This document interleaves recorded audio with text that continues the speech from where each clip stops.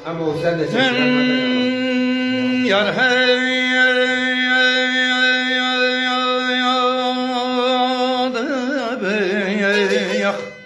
yar aman aman taş yüreklerde yandı, taş yüreklerde yandı, ay ramil taşları yandırdı muğam.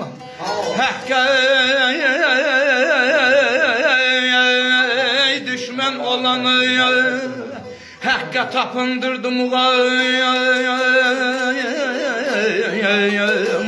Yar yar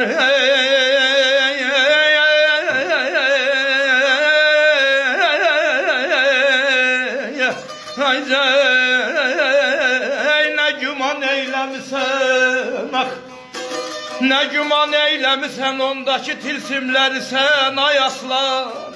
Küriyah ile kurudum, dağ sal yandırdım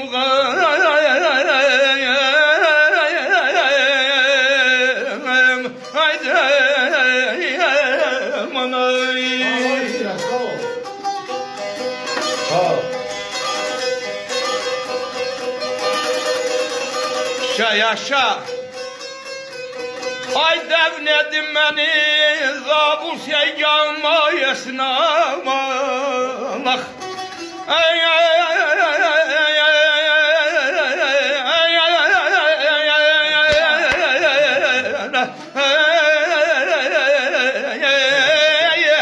Defnedim ben zabul seyyama yesna. Ey belki benim yazmış baktım o yoldan muğamaya.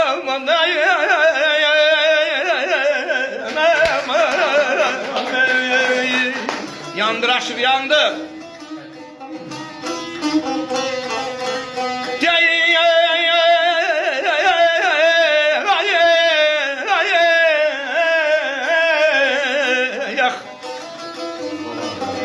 Çok kitaplar okudum, zanneledim bəxtiyaram ben. Ay veli, belki benim yazmış bu bəxtimi bir gün o yoldan muğamaya.